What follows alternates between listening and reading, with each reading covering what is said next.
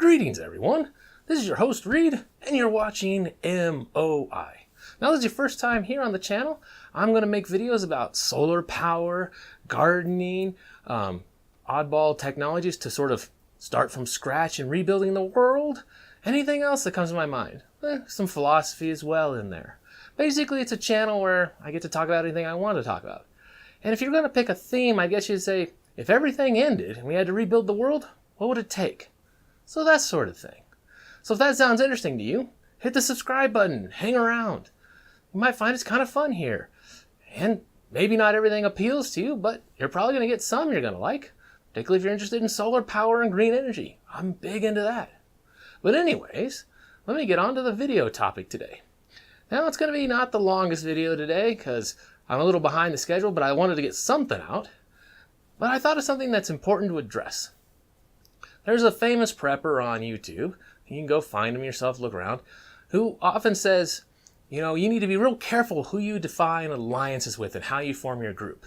And one of his favorite examples to say is, it would be stupid of me to make an alliance with, some 18-year-old girl where she could come over with just the clothes on her back and I would help her out.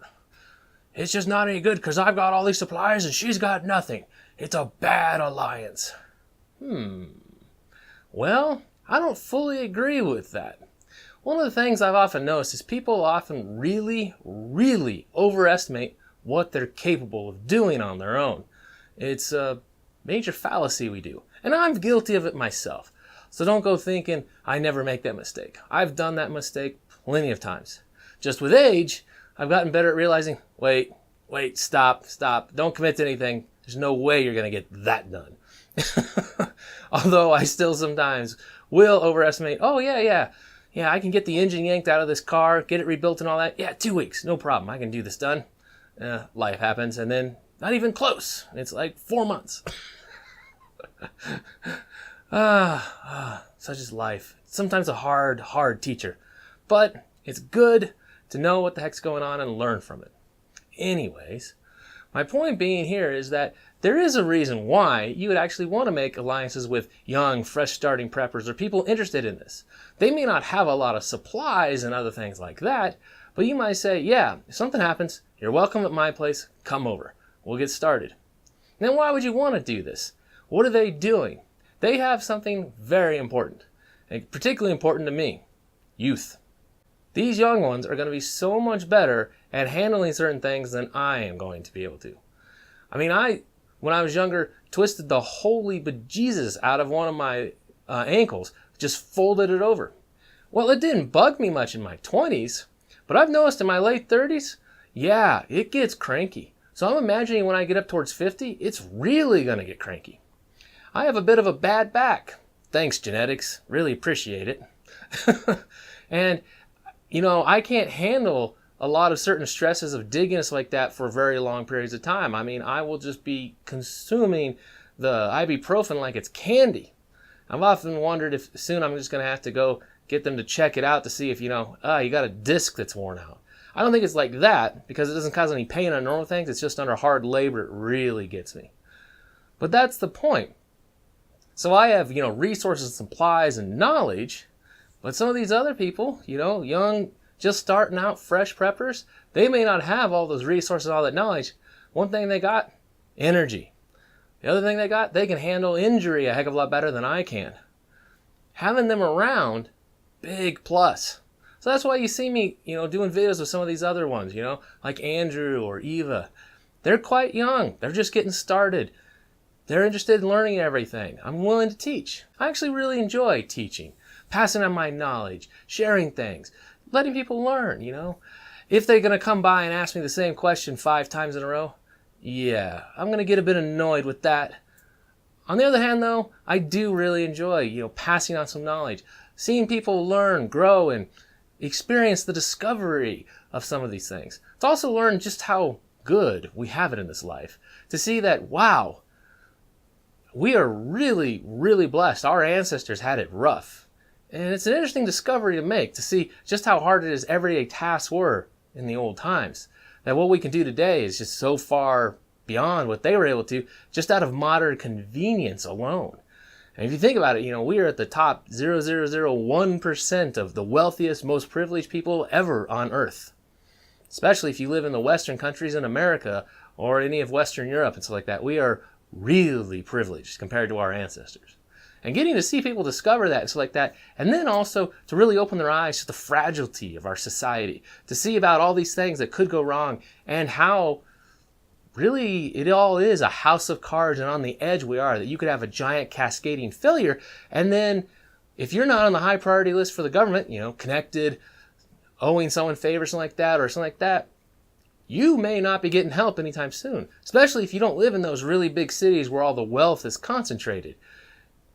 You may just be totally out of luck. It's just, that's flyover country. Who the heck cares? It's a reality we have to face and be aware of. There's a lot of times you're going to be on your own. And it's really good to let them see that. So I enjoy teaching people these things, getting them so like that. So I sort of infect people because I start asking them questions. And when I find people that are receptive and they start thinking, good critical thinkers, they're really important.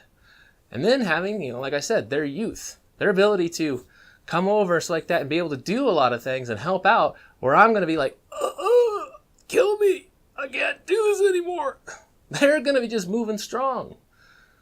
So if you have a bunch of young preppers you start talking with, so like that, don't write them off. Unlike other people's advice, I think that's a bad thing to do. Most people, pretty much everyone I meet, I usually look at them and I say, you know what? If you're interested in this, I'll be happy to teach you everything I can. I'll be happy to show you everything I can, get you set up, get you going, and work out. If we get along really well and stuff like that, I'll start seeing, maybe these people could become part of my prepping family, so to speak.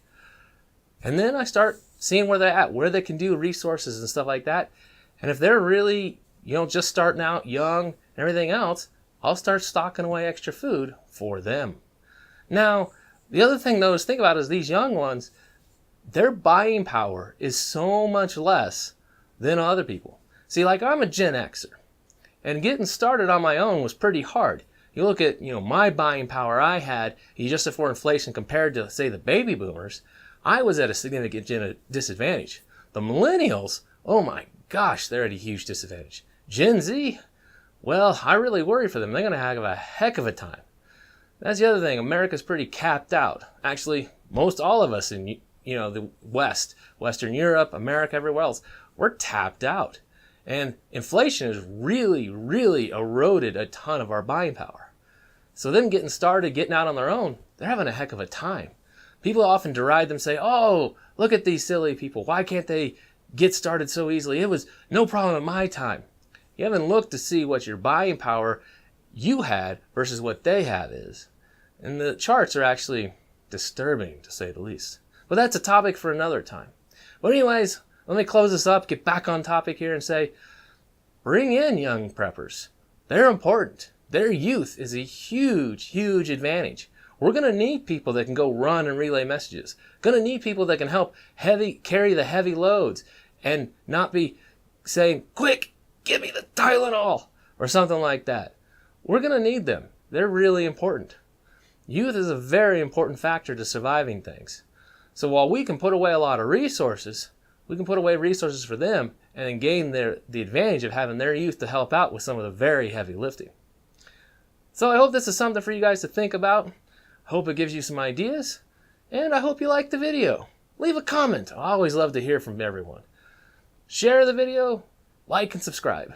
And the next video that's coming up, I'm going to do some electronics repair and show you one of the most common things I see in electronics that always break that I'm looking for. And it's really easy. Really easy to spot this problem and really easy to fix. So look forward to that, hopefully early in the morning. Take care, everyone. Have a wonderful night. This is Reed, out for now.